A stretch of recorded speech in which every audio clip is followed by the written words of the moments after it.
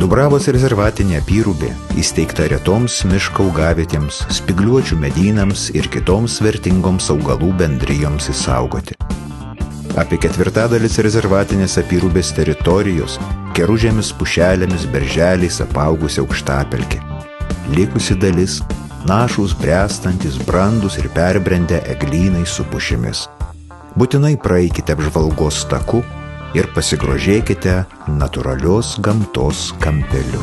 Kalbiname Dubravos mokomosios miškų urėdijos arboretumo viršininkę Valeriją Baronienę. Dabar mes esame Dubravos eksperimentinės mokomosios urėdijos arboretume. Trumpiau tai Dubravos arboretumas. Ir dažniausiai visiems pirmą kartą susidūrusiam su šito pavadinimu kyla klausimas, kas yra tas arboretumas. Toks tikrai nelabai girdėtas ir retai vartojamas žodis. Arboretumas kilęs nuo lotyniško žodžio arbor, kuris reiškia medį. Taigi, arboretumas vieta, kur auginami medžiai. Bet ne bet kokie medžiai, neeiliniai, paprastai tai yra medžių, taip pat ir krūmų kolekcijos, augalai surinkti tiek iš to šalies, kurioje yra arboretumas, tiek iš kitų. Ir arboretumą vykdoma ir moksliniai tyrimai, ir studentų mokymasis, ir visuomenė susipažįsta su gamtos įvairove ir jos grožiu. Kitais žodžiais tariant, galima pasakyti, kad arboretumas tai yra specializuotas botanikos sodas. Iš tiesų jis vykdo tas pačias funkcijas kaip botanikos sodai, tik arboretume nėra žolinių augalų, tai yra nėra gėlynų, nėra oranžerijų ir tų žolinių dekoratyviųjų augalų, tai yra medžiai ir krūmai. Mūsų arboretumas, beje, vienintelis realiai veikiantis Lietuvoje arboretumas, įkurtas daugiau kaip prieš 50 metų. Buvo pradėti sodinti augalai maždaug 1958, 60, 62 metais. Taigi dabar arboretumo augalai yra pačioje savo brandoje ir grožyje. Medžiai 50-mečiai, dar jauni, sveiki, vešlūs, bet jau pasiekę pakankamą dydį, kad iš tikrųjų matytume visą jų grožį. Arboretumas užima beveik 50 hektarų plotą, tai yra pakankamai vietos pasivaikščiojimui, pasigrožėjimui ir pakankamai vietos įvairiems augalams.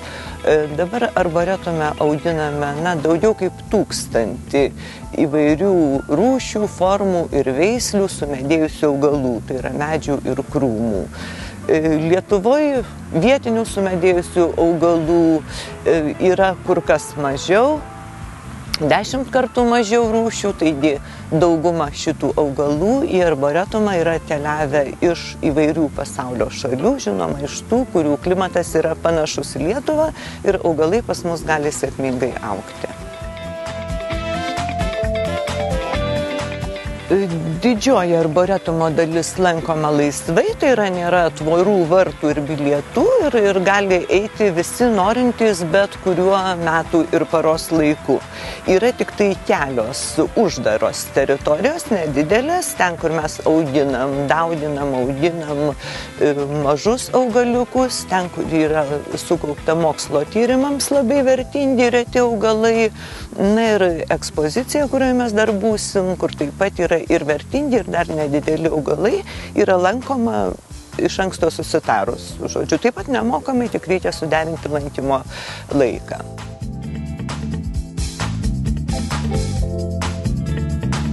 Žinoma, reikia laikytis taisyklių, kaip ir bet kur, esant gamtoje, nešiukšlinti, nelaužyti, neteršti, nestinti, nelaužti, neimti nieko nuo augalų. Beje, yra problema ir ta, kad yra nuodingų augalų, o nežinantys gali sugalvoti paragauti tai, ko visiškai nederėtų ragauti, žinoma.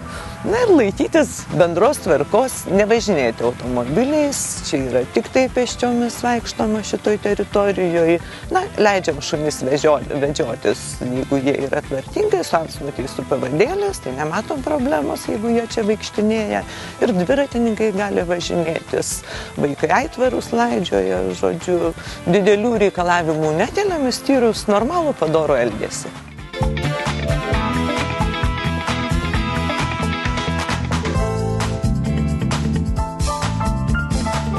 Girionių parkas, kuriame dabar esame, yra vienas jauniausių Lietuvoje.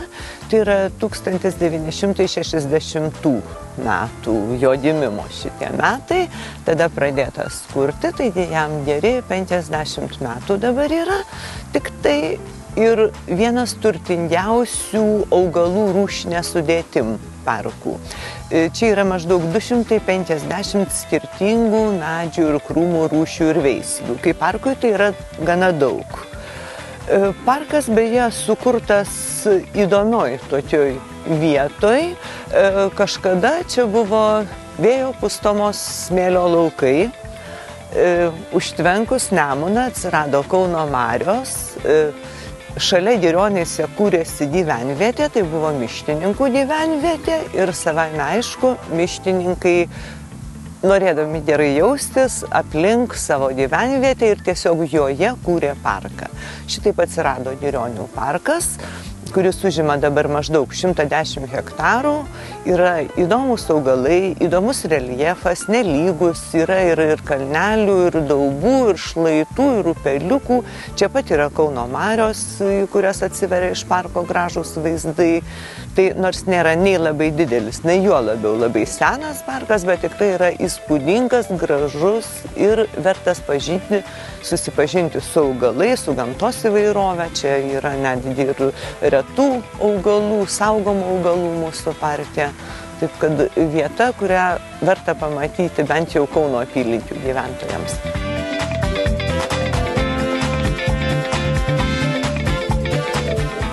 Mes turbūt visi esam buvę miške, lietuvis ir grybauja, ir uogauja, ir poilsiauja, bet kažin ar kada susimastom, kaip tie mūsų miškai atrodytų, jeigu žmogus nieko ten nedarytų, jokios ūkinės veiklos.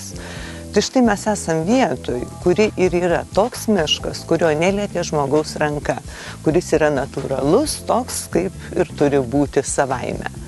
Nuo 1960 metų, kai buvo įsteigta Dubravos rezervatinė apyrubė, miške nevykdoma jokia veikla.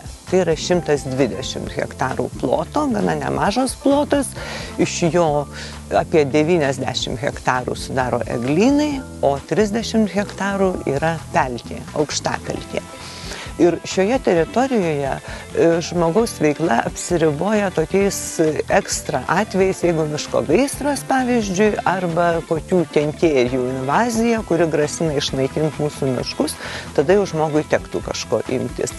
Daugiau nieko nekerta, nieko nesodina, nevalo, netvarko, palieka visus sausuolius, griūvančius, pūvančius medžius, gamtai tvarkytis pačiai. Tai yra daroma visų pirma siekiant apsaugoti, išsaugoti natūralaus miško plotą, leisti jam eiti savo keliu, vystyti savaip ir kad visa, kas natūraliai miške gyvena, gyventų pagal savo dėsnius ir savo tvarką.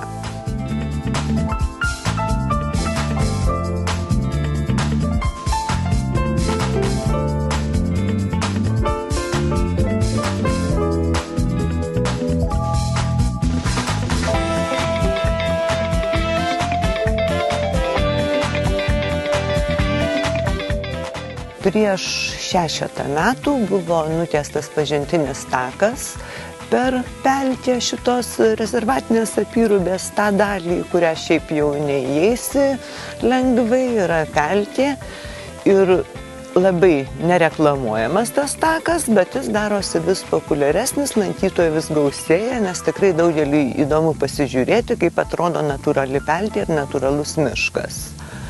Visų pirma, lankytojams reikėtų žinoti, kad tai yra miško rezervatas, vieta, kuri saugoma, tai reiškia ne tik nevykdoma sąmoningai jokia ūkinė veikla, bet ir kiekvienas lankytojas turi elgtis taip, kad neliktų jokios žymės, kad iš čia buvo.